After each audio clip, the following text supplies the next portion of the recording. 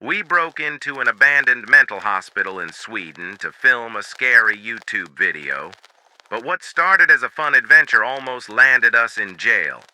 And the creepiest part? The hospital is really weird. Hi, my name is Jeremy and I'm 18. I live in Texas, but this summer my friends and I decided to do something grown up. Travel to Europe before college. Paris, Amsterdam, Berlin. But what we were most drawn to was not the sights, but the adrenaline. We all ran a YouTube channel filming creepy videos, abandoned buildings, urban legends, ghostly places.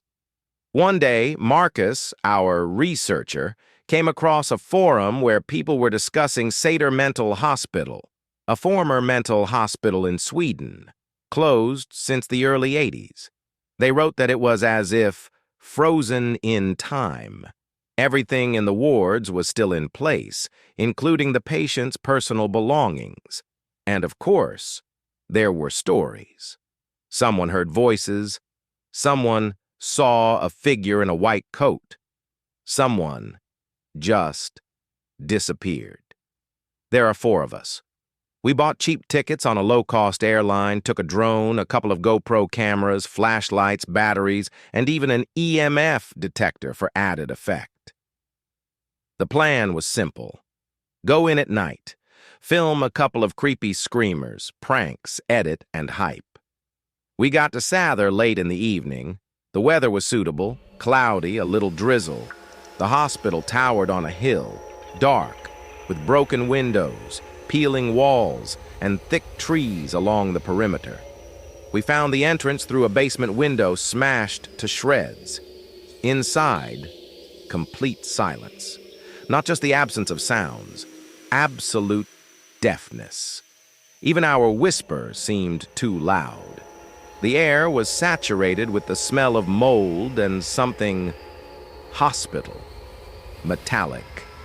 We walked along the corridors, lighting the way with flashlights. The first thing we got to was the ward for the violent. The doors of the wards had windows, many of them locked from the inside. We took turns looking in. Rusty beds with leather straps, discarded blankets, old shoes under the bunk. There were scratches on the walls, as if someone had scratched words with their nails. Some were in Swedish. Others were just random signs. Marcus joked, "Let's play psychiatrist. Whoever loses sits in solitary for 5 minutes." He shoved Jake into one of the wards and slammed the door. Jake laughed at first, but after a minute he fell silent. When we opened it, he was standing in the corner, staring at the wall. "Who talked to me?" he asked quietly. And even though we knew he was just kidding, goosebumps still ran all over our bodies, from ears to toes. Then we found a file cabinet, shelves with documents, dried ink stains, photographs of patients. Some of the photos were burned out, as if someone had deliberately tried to destroy their faces. One of the pictures was of a girl with a doll. The caption on the back reads, "Hon pratar med mörkret." We translated it using an online translator. She talks to the darkness. It really does sound creepy. We were thrilled. It was even cooler than we imagined. We went down to the basement around midnight. It smelled different here, like Grandma's basement, only worse. Damp, rot, and a strange smell reminiscent of wet wool. Marcus suggested checking the legendary room number 13, where there was supposedly a fire and patients who had been forgotten to evacuate had died. When we entered, the walls were black with soot, and some adventurers had written a fresh inscription in chalk.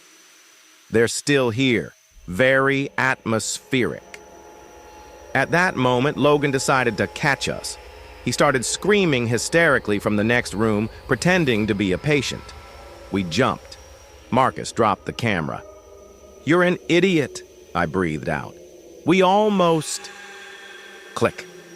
Jake's flashlight went out. Click. then mine. We stood in complete darkness, hearing only our own breathing and dripping water. Then we turned on our phone flashlights. It was really creepy, just like in horror movies. We laughed a lot, scared each other, screamed in surprise, but then we heard a strange creaking sound. Upstairs. It was definitely not one of us. That's when my blood ran cold.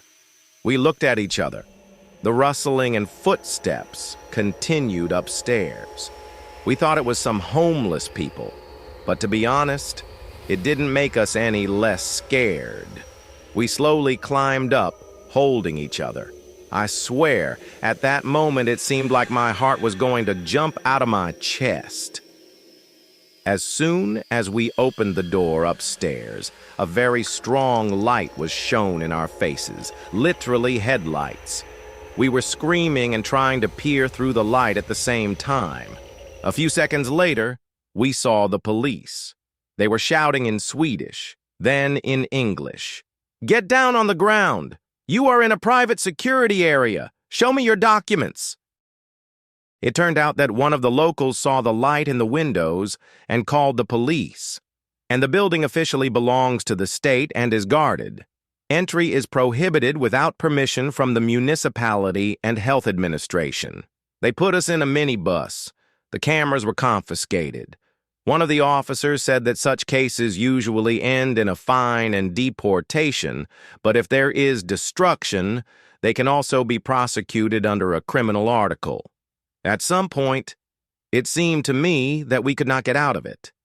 We are in a foreign country, alone, without knowledge of the laws. Our only clue is Jake. His dad is a lawyer in the USA, but we no longer cared. We were given the right to make a phone call, and all together, shouting over each other, we tried to explain to Jake's father what was happening here. He was very angry and asked, very sarcastically, while he was solving our problems, not to create new ones. We sat in the department for 3 hours, behind bars, like real criminals. The police were reviewing our footage from the cameras and GoPro very carefully. They were rewinding and reviewing it again. It seemed like they were looking for something. At that moment, I really wish I knew Swedish. It didn't feel like a regular search. It seemed like this abandoned building was somehow very valuable. After 3 hours, a lawyer, apparently our attorney, arrived at the station and explained that we were minors, hadn't damaged anything, and were cooperating with the police. We wrote official apologies, signed a non-disclosure agreement, and left the country early.